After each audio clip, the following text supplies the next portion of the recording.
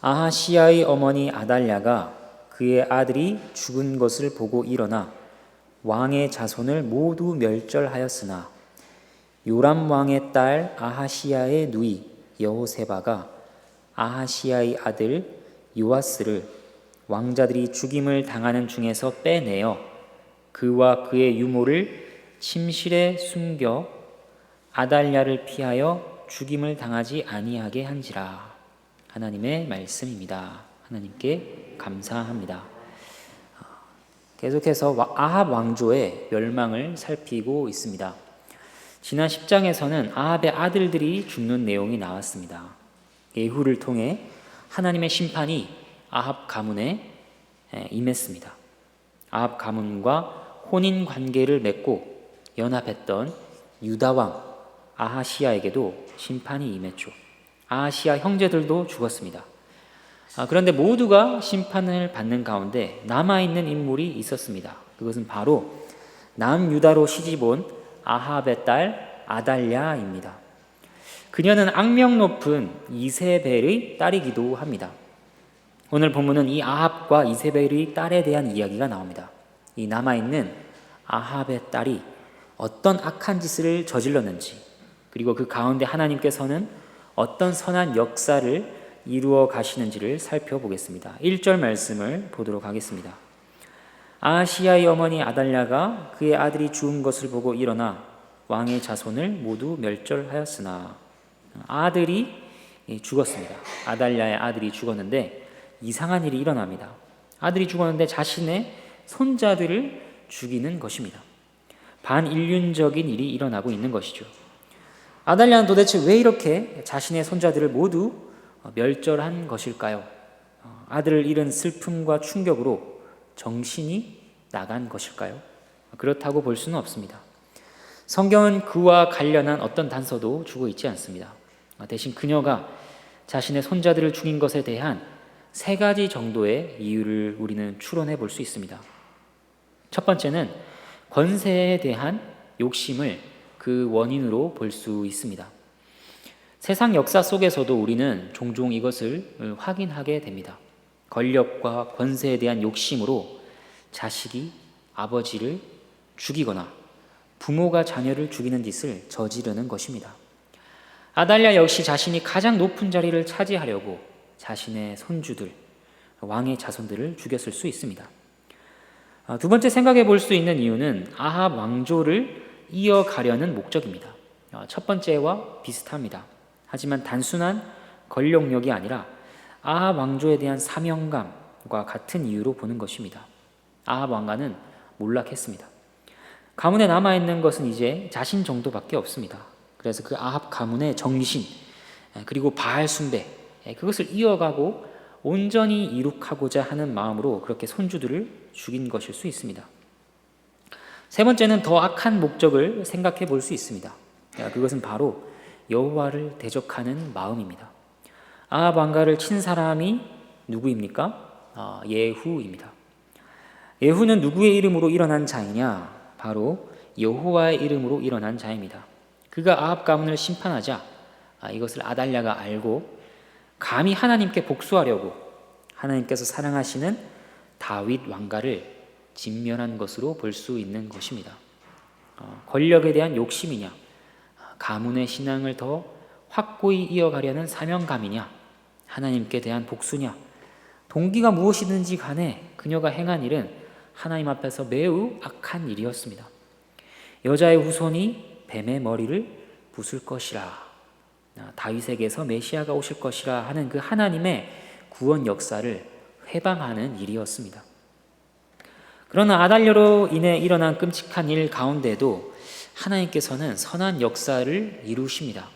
그 선한 일이란 먼저 아합 가문과 결탁한 다윗 가문에 대한 징계였습니다. 하나님께서는 때로는 악을 사용하여 그의 자녀들을 치십니다. 경고를 주시고 다음에 다시는 죄를 짓지 않도록 가르치기 위해 혹독하게 치시는 것입니다. 아달랴가 왕의 자손들을 멸절한 일을 하나님께서는 그렇게 사용하셨습니다. 이 일을 통해 남유다의 왕들과 백성들은 경고를 받아야 했습니다. 그리고 이 끔찍한 일 가운데 있는 또 다른 하나님의 선하심이 있습니다. 그 가운데 소망을 남겨두셨다고 하는 것입니다. 징계 중에도 자비를 완전히 거두지 않으셨습니다. 다윗의 계보가 영원할 것이라 하는 약속이 폐해지지 않았습니다. 2절 말씀을 보도록 하겠습니다. 요람 왕의 딸 아하시아의 누이 여호세바가 아하시아의 아들 요아스를 왕자들이 죽임을 당하는 중에서 빼내어 그와 그의 유모를 침실에 숨겨 아달랴를 피하여 죽임을 당하지 아니하게 한지라. 모든 왕자들이 죽임을 당하는 가운데 여호세바가 요아스라는 아기 왕자를 몰래 숨겨서 살렸습니다. 그녀는 무슨 이유로 어떻게 이런 일을 할 수 있었을까? 도대체 그 용기는 어디서 나온 것일까? 여호세바는 역대하를 보면 여호사브앗이라고 하기도 합니다. 그녀에 대해 역대하 22장 11절은 이렇게 알려줍니다. 아하시야의 누이요 제사장 여호야다의 아내이더라. 그가 제사장의 아내였다라는 말에서 우리는 단서를 찾을 수 있습니다. 여호세바가 아기를 숨기며 다윗 왕조를 지키려고 한 것의 배경에는 여호와 하나님 그리고 그분의 약속에 대한 신앙이 있는 것입니다. 만약 아달랴에게 이 일이 발각된다면 그녀도 함께 처형당하리라 하는 것은 어렵지 않게 상상할 수 있습니다. 그러나 하나님과 그분의 약속에 대한 믿음이 죽으면 죽으리라 와 같은 결단과 용기로 이어진 것입니다. 하나님께서는 이 여인에게 믿음을 주셨습니다. 결단한 마음과 용기를 주셨습니다. 하나님과 그의 기름 부음 받은 자를 대적하는 아달랴 손에서 소망을 남기시기 위해 사람들이 생각지도 못했던 한 여인을 사용하셨습니다. 살아남은 아기는 어떻게 되었는가? 3절 말씀입니다. 요아스가 그와 함께 여호와의 성전에 6년을 숨어 있는 동안에 아달랴가 나라를 다스렸더라. 아기는 6년을 숨어 지냈습니다. 6년은 짧은 세월이 아닙니다. 초등학생이면 중고등학생이 되고 중학생이면 대학생이 되는 세월입니다. 이렇게 오랜 시간 동안 어떻게 아달랴의 눈을 피해 숨어 지낼 수 있었을까? 이것은 하나님의 특별한 보호하심 말고는 달리 설명할 수가 없습니다. 하나님께서 그 아기를 보호하셨습니다. 그를 돕는 자들도 보호하셨습니다. 그리고 아기는 숨겨졌는데 특별히 성전에서 숨어 지냈다고 합니다. 하나님의 집에 숨기셨다는 상징적인 의미가 있을 것입니다. 그리고 장소는 또한 교육의 중요한 요소이기도 합니다.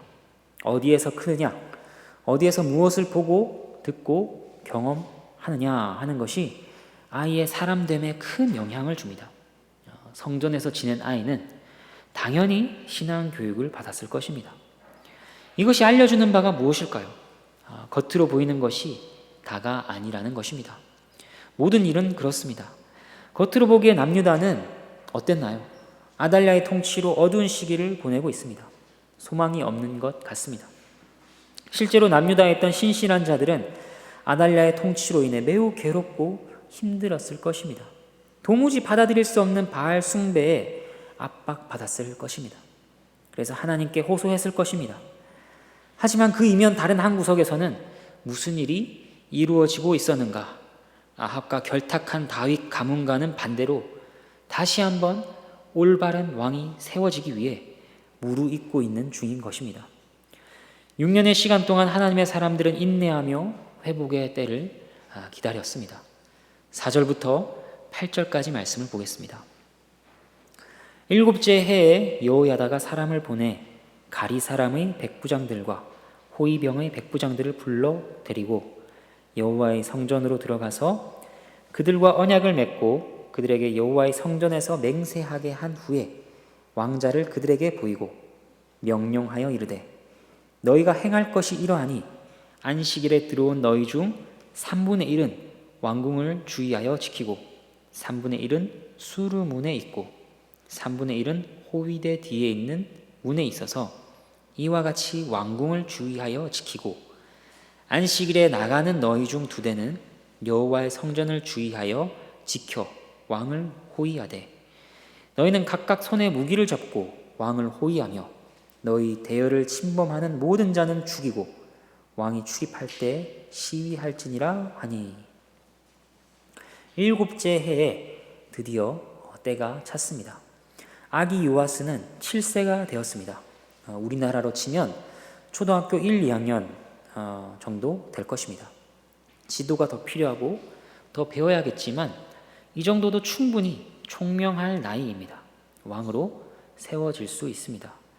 그리고 때가 찼다는 것은 아달랴를 대적하여 거사를 이루기 위해 세력을 모으고 정비하는 그런 준비가 어느 정도 이루어졌다는 것입니다. 이 일에 제사장 여호야다가 앞장섰습니다. 여호야다는 앞으로 계속해서 큰 역할을 감당하게 됩니다. 기억해 두어야 할 인물입니다. 그리고 다른 구성을 보면 이렇습니다. 4절을 보면 가리 사람의 백부장들이 나옵니다. 이들은 보통 그렛 사람으로 봅니다. 이방인들입니다. 용병들이었지만 오래전부터 다윗 왕조에 충실했던 그런 자들로 볼 수 있습니다. 아달랴가 권력을 잡았음에도 불구하고 여전히 다윗에게 충성을 다하는 것입니다. 그리고 4절에 호위병의 백부장들도 나옵니다. 역대하 23장 1절을 보면 5명의 백부장 이름이 나옵니다. 그러니까 그 호위병 수를 500명 정도로 생각할 수 있습니다. 그들이 함께 여호와의 전에서 언약을 맺습니다. 병행구절인 역대하를 보면 23장 3절에서 제사장 여호야다가 이렇게 말합니다. 여호와께서 다윗의 자손에게 대하여 말씀하신 대로 왕자가 즉위하여야 할지니. 그러니까 지금 그들이 하려는 일의 목적이 무엇이냐? 그저 아달랴의 통치가 마음에 들지 않아서 또 자신들이 권력을 되찾아오기 위해서가 아니라는 것입니다. 하나님과 다윗에게 하신 그 언약을 따르는 신앙이 목적인 것입니다. 여호야다의 작전과 지시를 정리해 보면 이렇습니다. 거사를 진행할 때는 안식일입니다. 안식일 당번이 있고 또 비번이 있습니다. 여호야다는 이들을 배치합니다. 요아스가 성전에서부터 왕궁에 있는 보좌로 나아가는 길을 확보하고 호위하는 임무를 위한 그런 배치입니다. 안식일 당번은 세 부대로 나누어서 왕궁, 수루 성문, 호위병들 뒤에 있는 문을 지킵니다. 그리고 나머지 비번은 두 반으로 나누어서 요아스가 있는 성전을 지킵니다. 성전으로부터 왕궁에 이를 때까지 호위하는 것입니다. 여호야다는 누구든 이 행렬을 방해하면 죽이라고 엄중하게 지시하죠. 이제 이 일들이 잘 이루어지는지 한번 보도록 하겠습니다. 9절부터 12절입니다. 백부장들이 이에 제사장 여호야다의 모든 명령대로 행하여 각기 관할하는 바 안식일에 들어오는 자와 안식일에 나가는 자를 거느리고 제사장 여호야다에게 나아오매 제사장이 여호와의 성전에 있는 다윗 왕의 창과 방패를 백부장들에게 주니 호위병이 각각 손에 무기를 잡고 왕을 호위하되 성전 오른쪽에서부터 왼쪽까지 제단과 성전 곁에 서고 여호야다가 왕자를 인도하여 내어 왕관을 씌우며 율법책을 주고 기름을 부어 왕으로 삼음에 무리가 박수하며 왕의 만세를 부르니라. 백부장들은 여호야다의 명령에 순종했습니다. 10절에서 여호야다가 무기를 나눠줍니다. 이것은 그들이 안식일 비번이기 때문에 무기를 반납한 상황이라서 그렇습니다. 안식일 당번인 자들에게는 무기가 있습니다. 하지만 비번인 자들에게는 따로 창과 방패가 필요했던 것입니다. 여기서 특별히 보게 되는 것은 다윗 왕의 창과 방패들이라는 것입니다. 이 창과 방패들은 다윗이 이전에 이방과의 전쟁에서 획득해서 성전에 보관했던 무기들로 볼 수 있습니다. 다윗 왕가의 회복을 위해 다윗의 업적이 담긴 창과 방패를 사용하는 것은 매우 상징적이며 의미가 깊은 것이죠. 당시 병사들은 이것을 느꼈을 것입니다. 그 마음 가운데 다윗을 위하여, 다윗 가문을 위하여 하는 마음이 올라왔을 것입니다. 그리고 이 장면을 머릿속에 그림 그려 보겠습니다. 성전에 쭉 병사들이 서 있습니다. 이제 성전부터 왕궁까지 행렬이 시작되려고 합니다. 12절 먼저 여호야다가 왕자에게 왕관을 씌웁니다. 합법적인 왕이 드디어 모습을 드러냈습니다. 그리고 그에게 율법책을 주죠. 이 율법책을 줬다. 이것은 얼마나 감동적인 장면인지 모릅니다. 전에 하나님께서 모세에게 말씀하셨습니다. 왕이 세워지면 율법서에 등사본을 기록해서 평생 자기 옆에 두고 읽게 하라고 하나님께서 말씀하셨습니다. 그래서 여호와 경외하기를 배우며 율법을 지켜 행하게 하라. 그러면 그의 백성들 위에 교만하지 않고 좌로나 우로나 치우치지 않을 것이라 이렇게 말씀하셨죠. 이 말씀이 지금 상징적으로 이 어린 왕에게 나타나고 있는 것입니다. 하나님 백성들이 소망해야 할 왕의 모습이 담긴 그런 장면이었습니다. 여호야다는 요아스에게 왕의 기름을 붓습니다. 왕의 등극에 무리가 박수치며 만세를 외칩니다. 6년간의 인내 끝에 다윗 왕가가 회복되고 있습니다.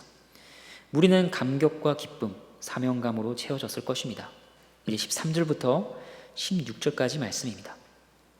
아달랴가 호위병과 백성의 소리를 듣고 여호와의 성전에 들어가 백성에게 이르러 봄에 왕이 규례대로 단 위에 섰고 장관들과 나팔수가 왕의 곁에 모셔 섰으며 온 백성이 즐거워하여 나팔을 부는지라.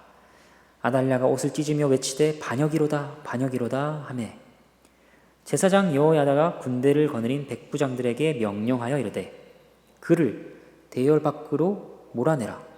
그를 따르는 자는 모두 칼로 죽이라 하니 제사장의 이 말은 여호와의 성전에서는 그를 죽이지 말라 함이라. 이에 그의 길을 열어주매 그가 왕궁의 말이 다니는 길로 가다가 거기서 죽임을 당하였더라. 아달랴는 무슨 일이 이루어지고 있는지 전혀 몰랐습니다. 소리가 들리자 그때서야 성전에 가보고 상황을 알게 된 것이죠. 아달랴는 옷을 찢으며 반역이로다 반역이로다 외칩니다. 이 모습을 상상해 보시기 바랍니다. 지금 그녀의 모습에서는 더 이상 여왕으로서 군림하며 가지고 있었던 위엄이라고는 전혀 찾을 수 없었을 것입니다. 이미 전세는 기울었으며 그녀의 외침이란 단지 패배자의 절규에 불과했습니다. 여호야다는 즉시 그녀와 그녀의 추종자들에 대한 처형을 명하죠. 성전 안에서는 죽이지 못하는 관습이 있기 때문에 왕궁의 말이 다니는 길로 끌어내어 체포해서 그녀를 처형했습니다. 여러분, 하나님을 대적하는 자의 말로가 이렇습니다. 참으로 허무합니다. 천년 만년 떵떵거리며 겁도 없이 하나님을 모독하며 대적할 것 같습니다. 하지만 그 끝은 정말 아무것도 아닌 자로, 보잘것없는 자로 무너지고 망하는 것입니다. 아합의 뿌리에서 나온 마지막 가지는 이렇게 막을 내렸습니다. 이제 17절부터 21절까지 말씀을 보겠습니다. 여호야다가 왕과 백성에게 여호와와 언약을 맺어 여호와의 백성이 되게 하고 왕과 백성 사이에도 언약을 세우게 하매 온 백성이 바알의 신당으로 가서 그 신당을 허물고 그 제단들과 우상들을 철저히 깨뜨리고 그 제단 앞에서 바알의 제사장 맏단을 죽이니라. 제사장이 관리들을 세워 여호와의 성전을 수직하게 하고 또 백부장들과 가리 사람과 호위병과 온 백성을 거느리고 왕을 인도하여 여호와의 성전에서 내려와 호위병의 문길을 통하여 왕궁에 이르매 그가 왕자에 앉으니 온 백성이 즐거워하고 온 성이 평온하더라. 아달랴를 무리가 왕궁에서 칼로 죽였더라. 요아스가 왕이 될 때의 나이가 7세였더라. 모든 것들이 제자리로 돌아오는 것을 보게 됩니다. 17절 왕과 백성이 먼저 여호와와 언약을 맺습니다. 그래서 여호와의 백성이 되게 합니다. 이것은 원래 이스라엘의 정체성이었죠. 그런데 우상 숭배로 말미암아 그들은 여호와의 백성의 자리에서 이탈했습니다. 바알의 백성과 아세라의 백성인 것처럼 전락해 버렸던 것이죠. 이것을 왕의 회복과 왕권의 회복과 더불어서 하나님께서 회복하십니다.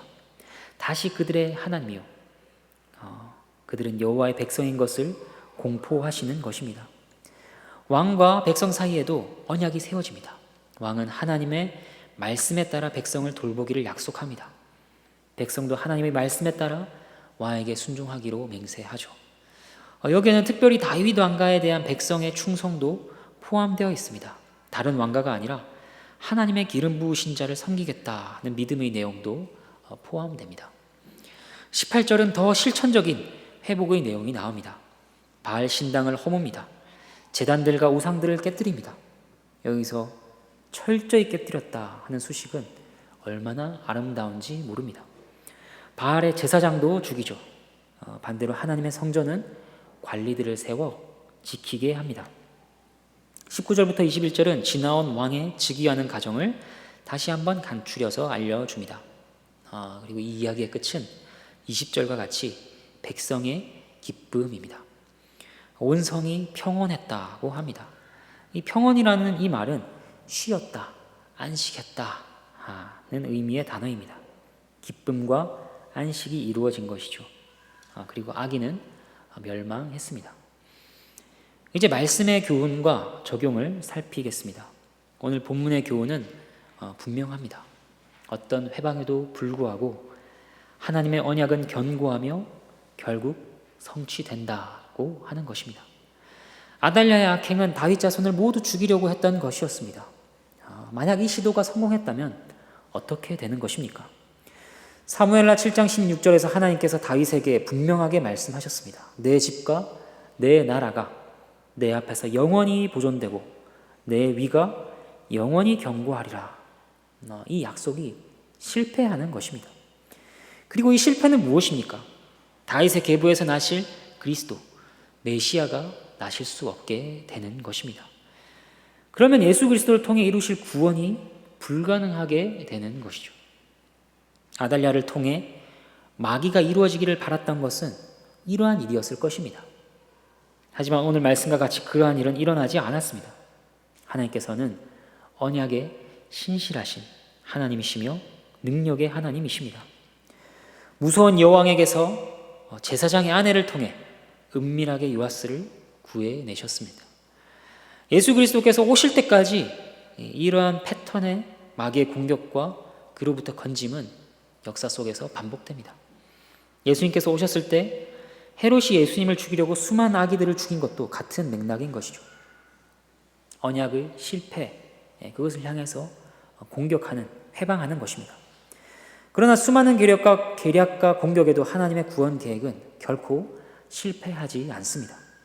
하나님께서는 오히려 그분께 당당하게 맞서 싸우려는 자들을 비웃으십니다. 그들을 아무렇지 않게 멸망의 지팡이로 치십니다. 그리고 그의 백성은 기쁨과 안식으로 이끄십니다. 그러한 하나님께서 바로 우리의 하나님이십니다. 다윗의 언약과 구원의 역사를 이루신 이 하나님의 손길은 예수 그리스도께서 다시 오실 때까지 도 역사하십니다. 교회를 붙드십니다. 세월이 갈수록 주의 재림이 가까울수록 교회 안에는 배교가 있을 것입니다. 교회의 씨를 말리려는 사단의 공격이 더욱 맹렬해질 것입니다. 이미 우리 시대에서 느끼고 있지 않습니까? 30년 전, 10년 전과 현재 교회의 모습은 많이 달라졌습니다. 학교와 직장과 사회에서 신자를 찾기는 점점 어려워지고 있습니다.